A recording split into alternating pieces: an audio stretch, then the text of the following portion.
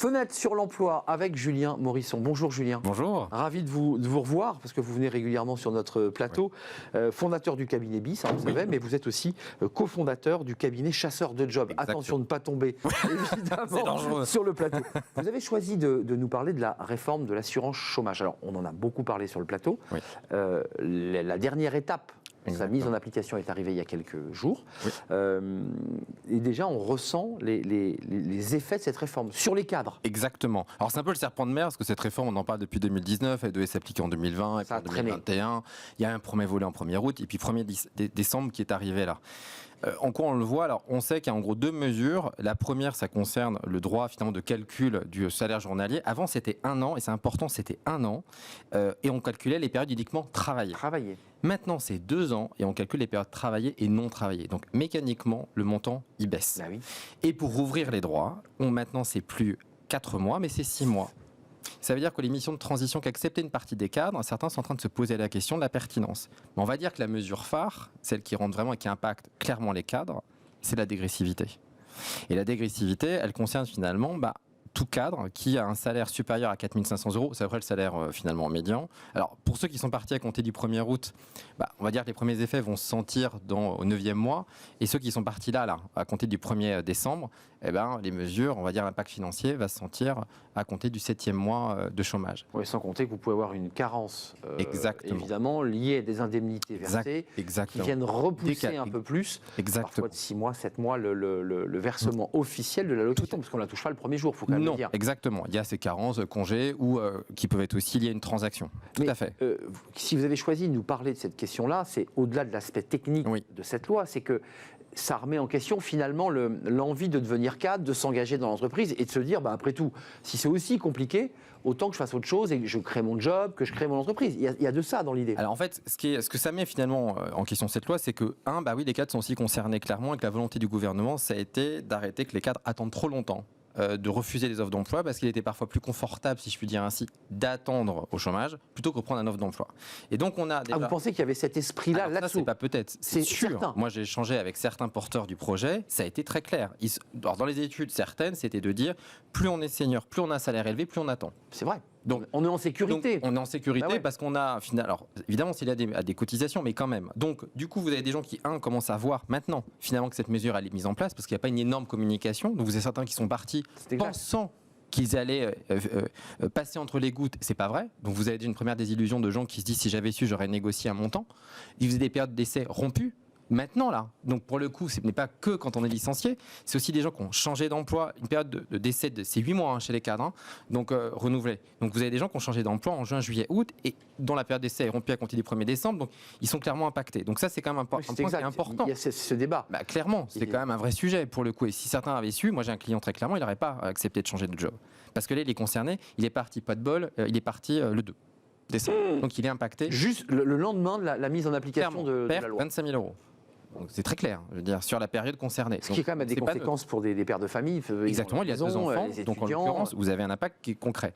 Deuxième point, c'est de dire, et ça c'est un peu une des préconisations, attention à ne pas trop attendre lorsqu'on vous fait des propositions d'emploi, en disant, je vais attendre d'avoir le salaire que j'avais historiquement, et puis je vais laisser filer le temps. La volonté, elle a été de se dire, si on vous propose, après l'exemple de quelqu'un qui est à peu près à 7 500 €, mais c'est pour l'exemple, on vous propose un poste de 5 000 € net, vous avez peut-être 7 500 avant, mais acceptez-le, en tout cas réfléchissez-y ardemment, puisque 6 mois après, vous passerez à 3 500 €.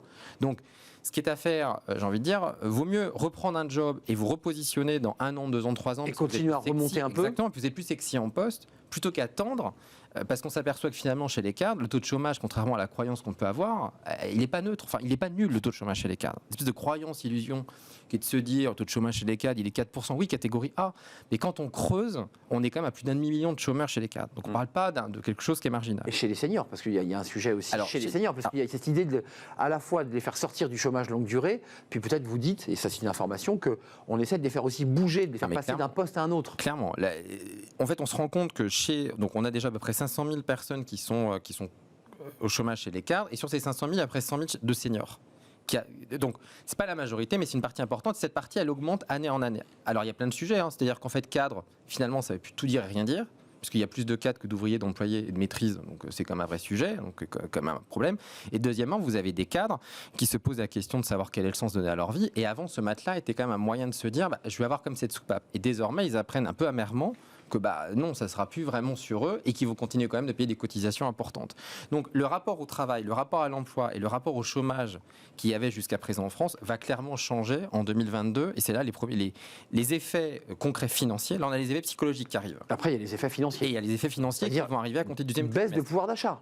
Clairement, baisse de pouvoir d'achat et vraiment, pour certains, ils arrivent au RSA. Enfin, on en est rendu là quand même. Moi, j'ai des clients qui sont au RSA. Qui avaient des salaires à 5 000, 6 000, 7 000, parce que soit ils ont trop attendu et ils n'étaient même pas concernés par la réforme. Vous nous parlez bien des clients chasseurs de jobs, c'est-à-dire des personnes que vous allez accompagner pour qu'ils puissent retrouver le job. Exactement. Et à travers les conseils que vous nous donnez ce matin, c'est aussi les conseils que vous donnez à vos clients.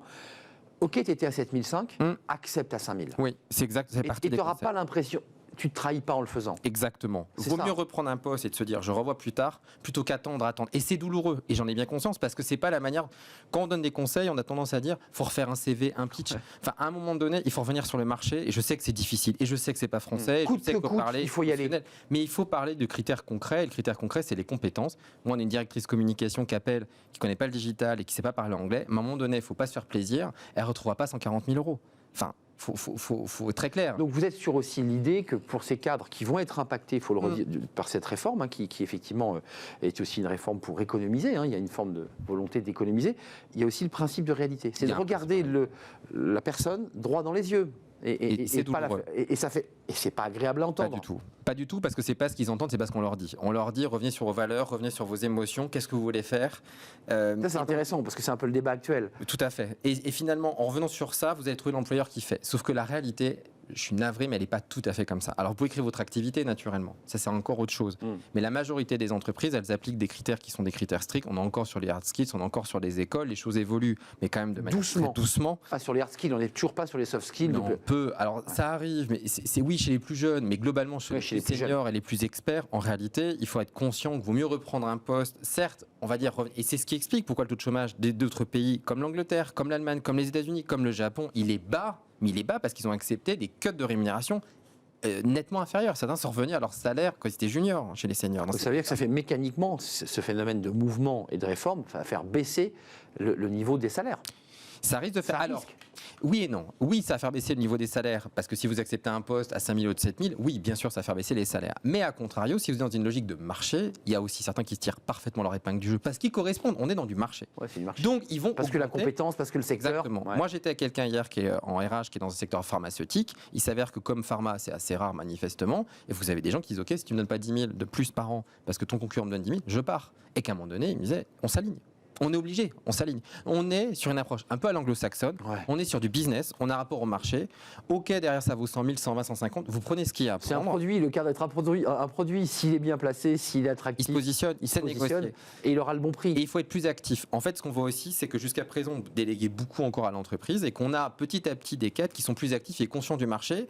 Et plus on est conscient du marché, plus on peut jouer avec les règles du jeu. Mais plus on attend, plus on subit, plus c'est difficile. Donc vous nous dites chez Chasseurs de Job, vous qui les accompagnez là, depuis quelques mois maintenant, la tendance, c'est quoi? C'est des personnes qui arrivent sur le marché un peu trop confiantes, à qui vous faites redescendre un tout petit peu. C'est quoi le... Alors vous avez des gens qui, clairement, le chasseur n'accepte pas. Parce que le client vous dit non, moi j'étais à 120 000, je ne te renverrai pas à 120 000. Bah, mais dans 6 mois. Oui, mais justement, dans 6 mois, tu seras à 80 000. C'est exactement. Oui, mais en attendant, il y a des chasseurs qui disent dans ces cas-là, je ne prendrai pas. Alors là, c'est une vraie désillusion pour dire désolé, je sais que le marché, moi, il n'est pas à ça. Et je connais les chasseurs, je connais le secteur d'activité. C'est comme l'IMO en fait. C'est exactement. Moi, je la veux à 400 000 et l'agent lui dit non, parce que le marché est 350 000. Mais c'est la même analogie. C'est la même analogie. C'est ça qui est passionnant dans Chasseurs de Job. C'est exactement le même concept. Et donc, c'est pour ça que cette réforme, on est au début, ça commence à stresser les cadres. D'ailleurs, certains nous appellent pour avoir des conseils parce que foncièrement, ça va jouer dans leur évolution de carrière. Très intéressant cette analogie entre les stratégies de l'IMO et les stratégies de l'emploi. Merci Julien Morisson d'être venu nous éclairer sur cette réforme qui peut faire mal. Lisez-la, intéressez-vous à ce texte, essayez de comprendre comment ça marche. Merci Julien. Vous êtes le fondateur de BI, le cabinet BI, et chasseur de job, on l'a compris, avec l'accompagnement de ces salariés qui vont chercher non pas un appart ou une maison, mais un job à leur pied. Merci à toute l'équipe. Merci à Romain Luc à la réalisation. Merci à Saïd pour le son. Merci à Fanny Griesmer et Margot Ruot qui m'accompagnent. Je serai là demain, évidemment. D'ici là, portez-vous bien. Et puis portez-vous bien. Restez fidèles à tous les programmes de Bismart. Il y a du choix. Bye bye. À demain.